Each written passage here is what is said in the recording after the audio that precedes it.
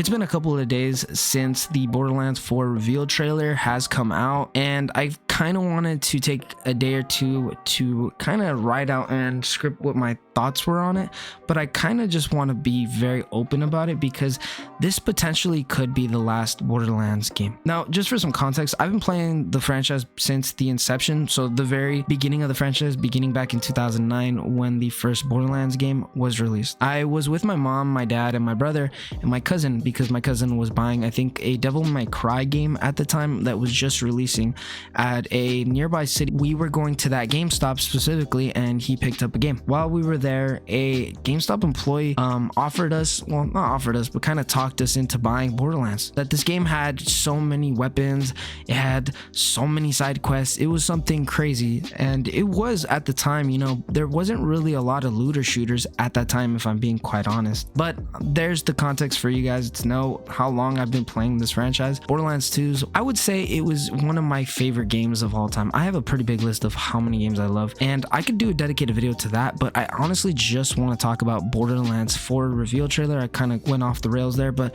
we got to talk about this trailer, man. Now, the trailer right off the bat is kind of mid. I'm not gonna lie to you. There are some things that I'm very excited about, but there are some other things that I'm just kind of disregarding because it's not like I'm hyped for it. It's just kind of, I don't know, like I feel so much more concerned than I do hyped, right? Like, for example, the Vault Hunters, they look very, very generic. Like, I've seen that being thrown around in the community right now. There's a bunch of people talking about how generic these Vault Hunters look, and I'm gonna be honest, like, I'm not trying to be rude. Maybe they're gonna get different skins, head styles, and different colors, like whatever, and I think that's where like Gearbox wants to monetize it, and honestly it is kind of scummy, if I'm being quite honest with you, and I'm not really excited about that. That's my honest thoughts. I think that's why they look so generic, because Gearbox is kind of trying to use that as a marketing tool, and they're also going to monetize that. The other thing is like the Peace Timekeeper, I think that's his name, the Timekeeper.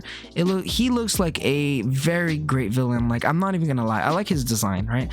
And if you guys have played Borderlands the pre-sequel, then you guys know about the war that's coming, gather all the Vault Hunters, but you don't even see all the other Vault Hunters. The only character that you see returning, obviously beside Claptrap, is Zane from Borderlands 3, and I'm pretty sure there's going to be some other Vault Hunters from the past games, or there's probably going to be other characters from the past games, and I think this game is going to have a time jump from Borderlands 3 to obviously Borderlands 4. And you know, I'm not even gonna lie, I like the vibe that is going on in this game, and if everything that we have been hearing, that this game is going to be like open world and you know, you can spawn your vehicle on the fly, that is very good. And I think Borderlands 4 needs to kind of be its own separate thing from the Borderlands games. Obviously be a looter shooter, right?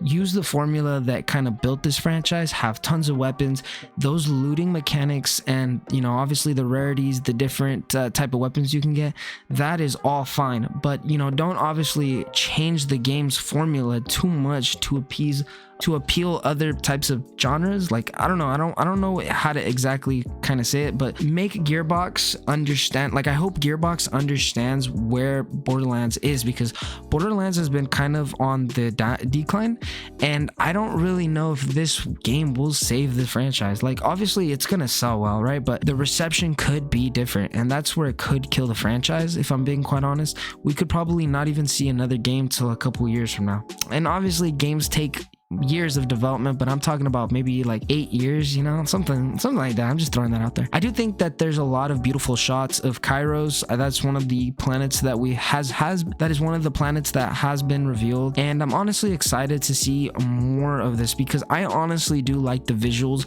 of Borderlands 4. I think it's a step up in a different direction from Borderlands 3, and you know, I don't know if I should say this, I don't really like the art style that Borderlands 3 has shown. Like Tiny Tina's Wonderlands, I don't like that art style too, but it kind of fits that game's theme, if I'm being quite honest. But Borderlands 3, its art style is kind of different. It's really far different from what I expected when I first played the game. Like, I remember the game being revealed, and I just remember being super unhappy with those visuals. Like, the graphics were just, they didn't feel like it was gonna fit a PS4, if I'm gonna be honest with you. And those were the graphics at the time. I think Borderlands 3 came out in 2019, 2018, somewhere around there. But I'm really hyped for this game, but there are some more concerning things, and I can already see people already claiming that Gearbox has gone woke when, I don't know, like I made a separate video talking about this, right, with Naughty Dog's game. Borderlands has kind of already had things that have woke features or woke messages. If I'm being quite honest, there's gay characters in Borderlands 2. There's a gay character in Borderlands 3, like Lorelei. I think she's trans if I'm not wrong. And I don't want to jump into all that because I'm talking about a video game. I don't really want to talk about representation. I kind of want to keep that separate, you know. I'm talking about the core game as a whole. I'm not trying to talk about anything that's kind of not about the topic, if that makes sense. But yeah, guys, that's pretty much all I wanted to talk about in this video. I hope you guys definitely did enjoy it. Honestly, I would say the trailer is a really good trailer. Visually great, backdrops, all the scenes that we got, amazing, but the Vault Hunter and the characters are just kind of concerning. Like, what is this game supposed to be? Is it supposed to be where the Vault Hunters are where the Vault Hunters are in the middle of this war? Are we supposed to be aiding one of the sides? Like, that's what I'm more genuinely curious about. Other than that, guys, I will catch you guys in the next video. I hope you guys definitely did enjoy, and I'll catch you guys later. Peace out.